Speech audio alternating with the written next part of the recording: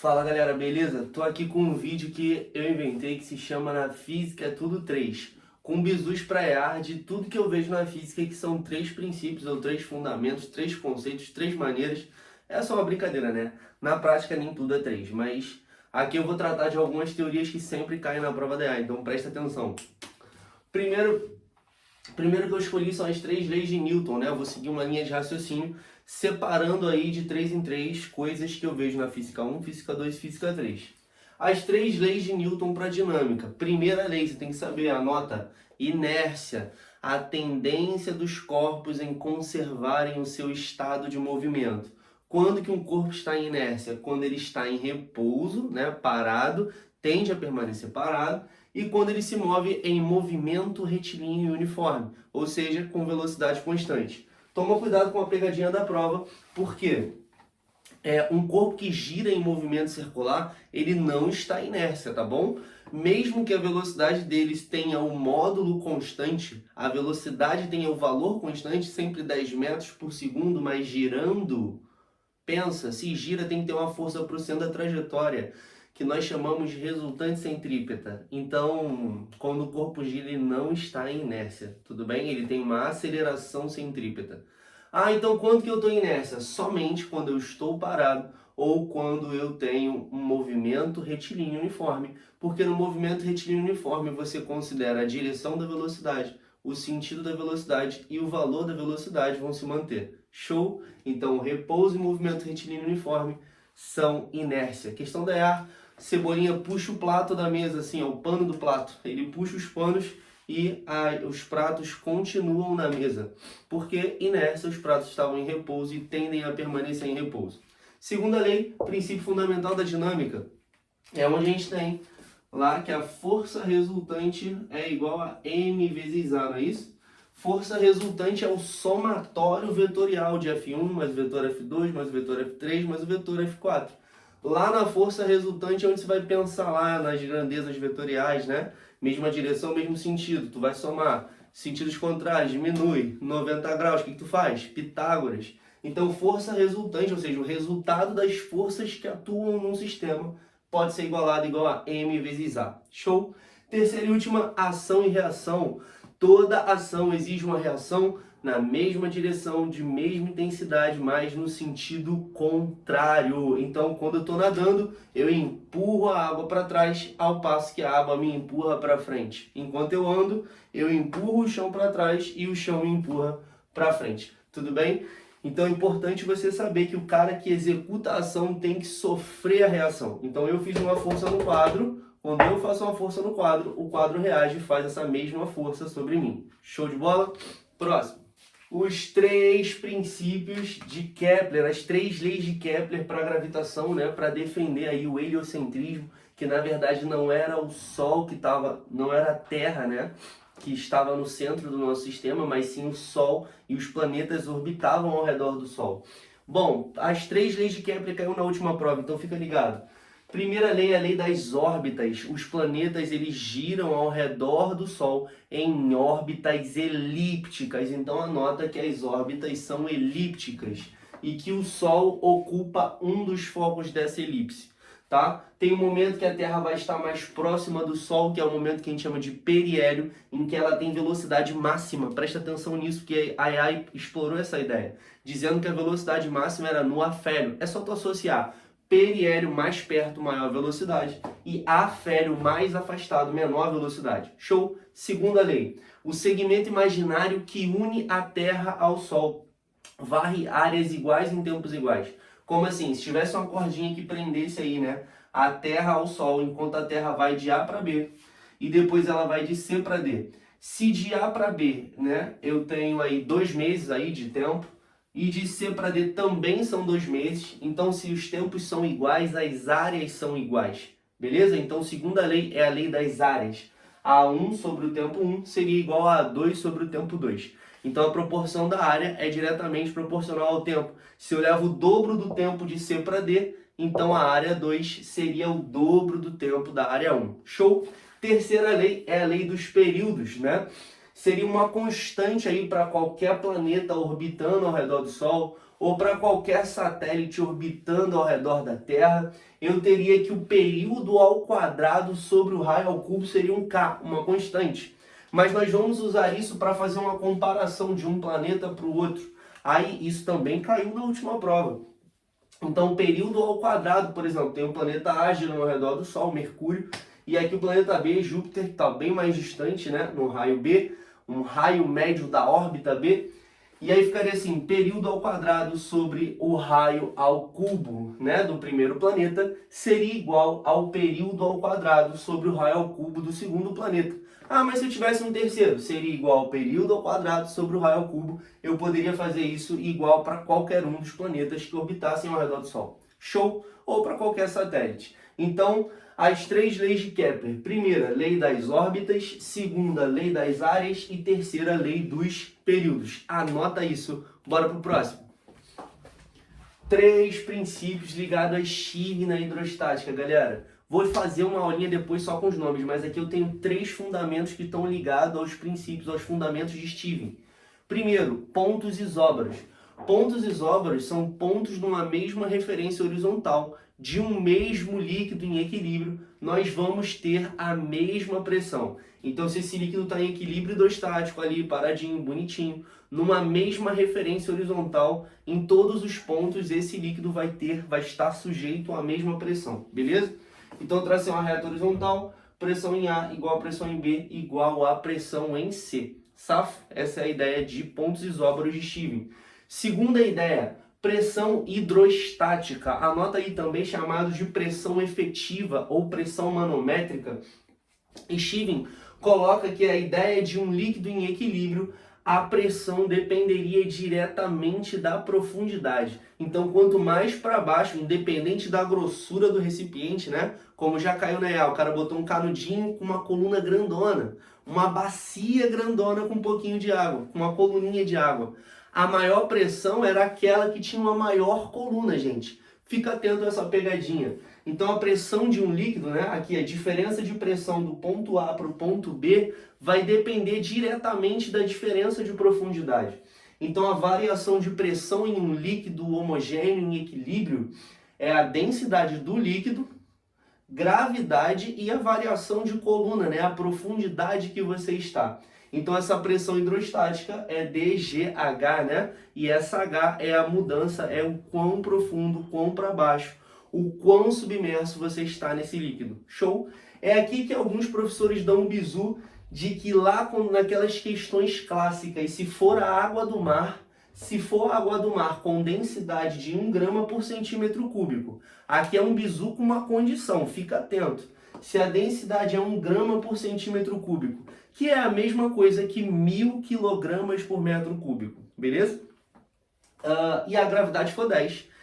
Somente se a gravidade for 10 e a densidade da água do mar lá for de 1 grama por centímetro cúbico, a cada 10 metros, imagina o mergulhador, né? Tá aqui ao nível do mar, ele mergulha, a cada 10 metros de profundidade aumenta 1 atm na pressão.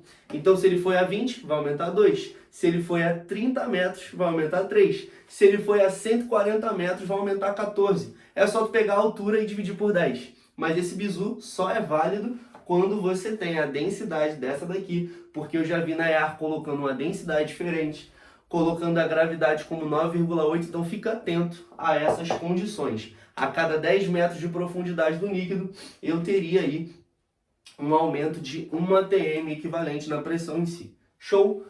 E o terceiro é a ideia de vasos comunicantes. Repara, eu tenho 3 líquidos aqui immiscíveis, o líquido azul, o líquido preto e o líquido vermelho, tudo bem? E aí, vamos lá, quando eu traço uma referência horizontal, a pressão P1 igual a pressão P2 faz parte desse líquido em equilíbrio, mesma referência horizontal. Presta atenção, se os recipientes estiverem abertos, você precisa considerar a pressão atmosférica, que seria igual dos dois lados e eu vou acabar cortando. Mas se eu for igualar aqui, ó, pressão do meu lado direito, P1, igual a pressão do lado esquerdo, P2, aqui eu tenho P0, que é a pressão atmosférica, mais a pressão do líquido A, ficaria PA. Isso seria igual, o recipiente do outro lado também está aberto? Tá. Então eu teria que considerar a atmosférica, que é P0 mais PB mais PC, que é a pressão exercida pelo líquido B e a pressão exercida pelo líquido C. Tudo bem? Essa diferença de alturazinha aqui para a atmosfera toda não é relevante. Então, quando eu passo para o outro lado, ó, eu vou poder simplificar a pressão atmosférica. E aí ficaria assim, ó, para Steven, a pressão do líquido é dGH. Então, PA seria densidade A, gravidade, coluna A. E a pressão B, Elias, seria densidade do líquido B, gravidade e coluna B. Elias, e a pressão do líquido C? Densidade do líquido C, gravidade e coluna C. Logo, você vai perceber que eu não preciso da gravidade que eu tenho em todo mundo. Então, isso aqui é uma situação exemplo, né, gente?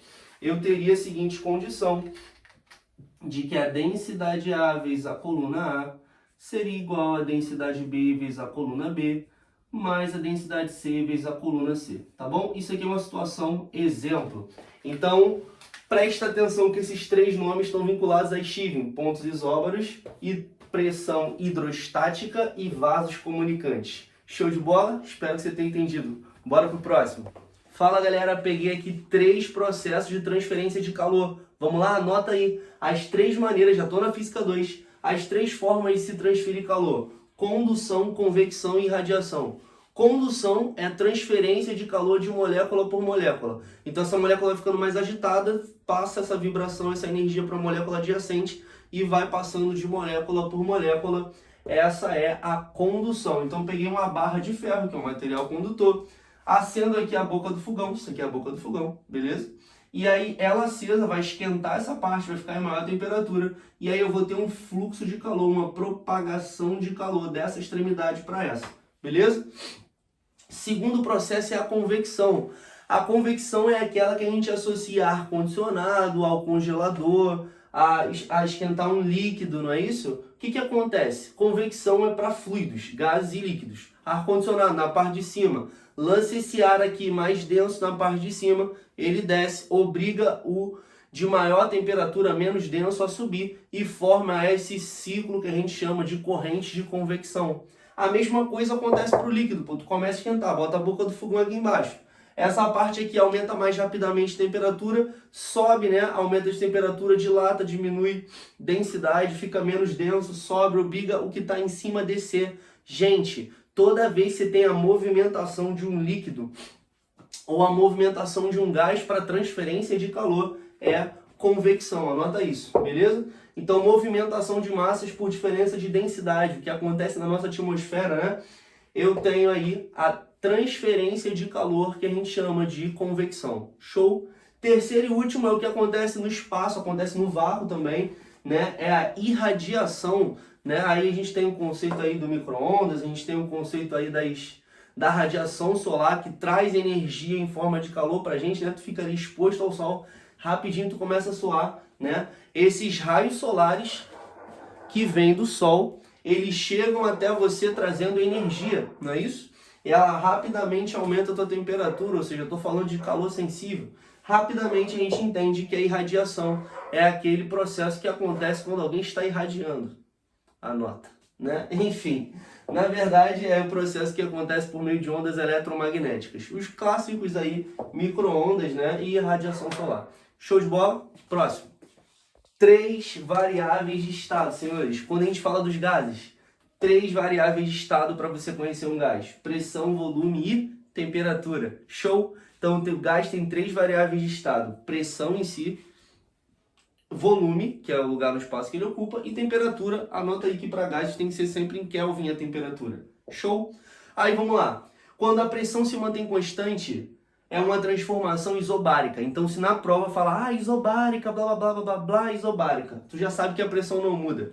Quando a pressão não muda, é para ser fácil, porque volume e temperatura vão ser diretamente proporcionais. Presta atenção, isso é moleza. Porque o que eu quero dizer? Se a temperatura dobra, o volume dobra também. Por quê? Diretamente proporcional. Então, na isobárica, se o volume aumenta, a temperatura também está aumentando. O volume aumentou 5 vezes, então a temperatura também aumentou 5 vezes. Show? Na isovolumétrica, fica atento. Quando ele fala de volume constante, são 3 nomes diferentes. Ele pode chamar de isométrica, isocórica ou isovolumétrica. Os 3 processos, o volume se mantém constante. E quando o volume se mantém constante, fica PI sobre TI, que é pressão e temperatura inicial, é igual a pressão final sobre temperatura final. Gente, isso aqui, presta atenção, no volume constante, quando eu tenho uma isovolumétrica, quando o volume se mantém constante, pressão e temperatura são diretamente proporcionais. Gente, é para ser muito fácil. Sabe por quê? Porque quando a pressão aumentar 40 vezes, a temperatura aumenta 40 vezes. É sempre multiplicação e divisão, né? Ah, Elias, a pressão caiu pela metade. Então a temperatura vai cair pela metade também, porque pressão e temperatura são diretamente proporcionais. Beleza? Isso acontece quando o volume se mantém constante. Show? E por último, a temperatura. Quando a temperatura não muda, a gente chama isso de isotérmica. E a isotérmica é o processo em que a temperatura não muda. E quando a temperatura não muda, pressão e volume são o quê? Pressão e volume são inversamente. Anota isso aí, cara. Ó, faz um resuminho, me dá uma moral, me marca lá no Instagram, é nóis, valeu. Ó, pressão e volume são inversamente proporcionais. É o único caso de inversão de proporção em 3 variáveis. Caramba, que falei até bonito agora, né? Na verdade, pressão e volume são inversamente proporcionais. Volume e temperatura constante, as grandezas são diretamente. A única que eu vou ter uma inversão de proporção a partir das variáveis, né? Tô falando isso porque tem um pessoal com conhecência diabática. Mas deixa isso aí para outro vídeo. Pressão e volume são inversamente, ou seja, se tu multiplicar o volume por 2, a pressão é dividida por 2. Se você multiplicar o volume por 3, a pressão é dividida por 3. Então, aumentar o volume é diminuir a pressão nas mesmas proporções. Show de bola? Um beijo, até o próximo. 3 leis da termodinâmica que caem na tua prova. Primeira lei, lei 0. A lei 0 fala de equilíbrio térmico. Diz assim: se um corpo A está em equilíbrio térmico com um corpo B, ou seja, mesma temperatura, equilíbrio térmico, eu só posso, sem sombra de dúvida, afirmar que é a mesma temperatura. Então, se um corpo A está em equilíbrio térmico com o B, beleza? E o B está em equilíbrio térmico com o C. Então, A e C estão em equilíbrio térmico. Show?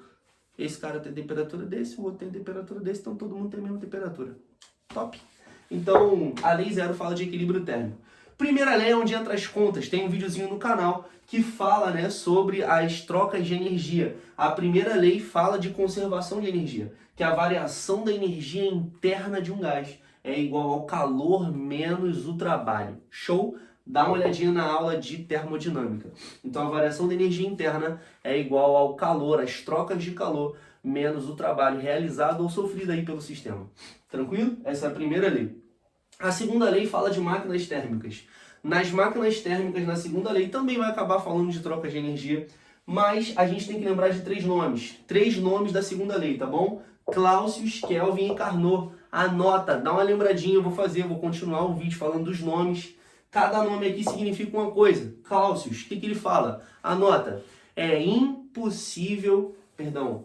Clausius fala, o calor flui espontaneamente do corpo de maior temperatura para o de menor temperatura até que se atinja o equilíbrio térmico. Então, a constatação para Clausius, o calor vai sempre fluir do de maior temperatura para o de menor temperatura na natureza. É um processo espontâneo. Tudo bem? A gente tem processos forçados aí, quando falamos de máquinas frigoríficas, mas não vem ao caso agora. Show? Então, Clausius, o calor flui do corpo de maior temperatura para o de menor temperatura até o equilíbrio térmico. Show? Kelvin, é impossível, abre aspas, é impossível construir uma máquina térmica operando em ciclos que consiga converter integralmente calor em trabalho. Que não existem máquinas com 100% de rendimento. Eu não consigo aproveitar 100% de energia. Não existe vida perfeita. Tu não consegue aproveitar 100% dela. Mas Carnot, Nicolas Sadi Carnot, diz que a gente pode viver da melhor forma. Presta atenção, varão. Então, Kelvin, faz uma constatação. Eu não consigo pegar 100% de calor e converter em 100% de trabalho. Eu sempre vou acabar perdendo uma parte, que é o que a gente chama de calor da fonte fria. A gente sempre perde uma parcela. Eu não consigo converter 1000 joules de calor em 1000 joules de trabalho. Eu sempre vou ter que perder um pouquinho. Show? E Carnot aceita a citação de Kelvin. Fala assim, não, mano, suave. Eu entendo que o calor eu não consigo aproveitar 100%. Mas Carnot idealiza a máquina ideal. Ideal é 100%? Nunca, nunca é 100%, beleza? Mas o melhor rendimento é do ciclo de Carnot. É uma máquina térmica que opera entre duas transformações isotérmicas e duas adiabáticas. Então tu tem duas temperaturas constantes, uma que a gente chama de fonte quente e outra da fonte fria, da fonte fria. Então, anota que o ciclo de Carnot é o melhor rendimento, a melhor máquina, o melhor aproveitamento de energia. É 100%? Nunca, nunca é 100%. Mas esse ciclo de Carnot são duas transformações isotérmicas e duas transformações adiabáticas. Beleza? Isso é importante, isso caiu na última prova da EAR. Beleza? Aí falou lá da expansão isotérmica, da expansão adiabática. Dá uma olhadinha nos vídeos de termodinâmica. É importante. Show? Eu estou aqui com 3 fundamentos da óptica geométrica. Vem comigo.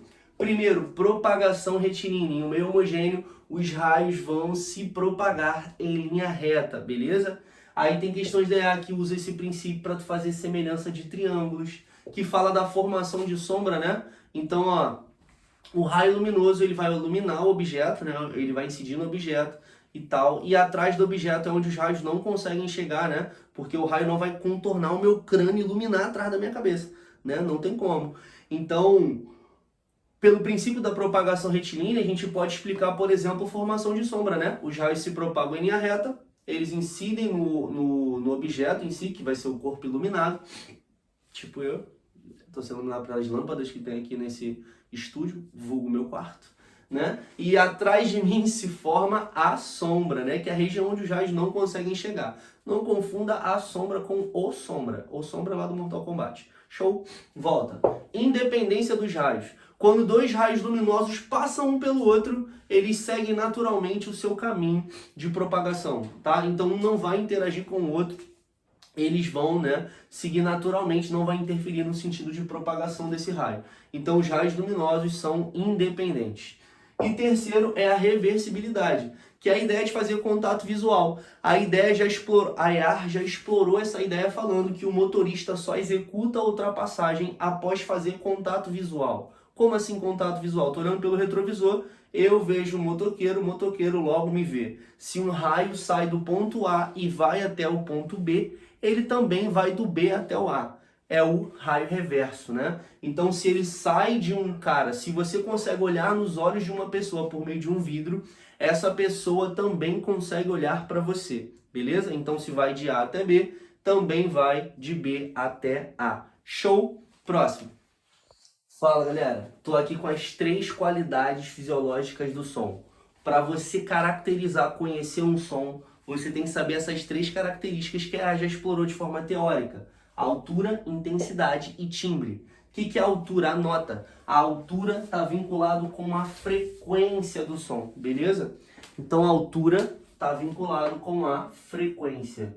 Como assim, Elias? Quanto mais eu aumento a frequência, mais eu aumento a altura. Tá? Então um som alto é um som de alta frequência. Som alto não tem nada a ver com o volume. Isso mesmo que você ouviu. O som alto tem a ver com a frequência alta, uma voz aguda. E aí, respeitando os direitos autorais, aí, MC Melody, lança o falsete aí. Não vou lançar. Mas é uma voz aguda. Voz aguda, alta frequência, um som alto. Show? Um som baixo, né? É um som de baixa frequência, uma voz grave. Então, mesmo que eu comece a gritar com você... Entendeu? Nada a ver, né?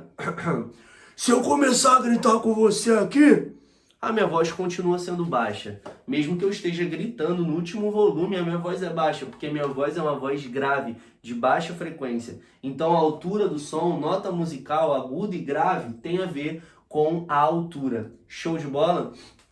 Já a intensidade aí sim, aumentar o volume é aumentar a intensidade. Então você pode associar a intensidade ao volume, tá? Por quê? A fórmula está aqui, watts por metro quadrado. Intensidade é potência do som sobre a área. Como o som é uma onda tridimensional, então a área fica como 4πr², anota isso, que é a área da superfície da esfera, porque o som vai se propagar igualmente em todas as direções, como se fosse uma superfície esférica. Show? Então associa o volume à amplitude também. Associa a amplitude. Então a EAR já colocou desenhos do tipo assim, ó, um desenho assim, aí colocou um outro desenho assim.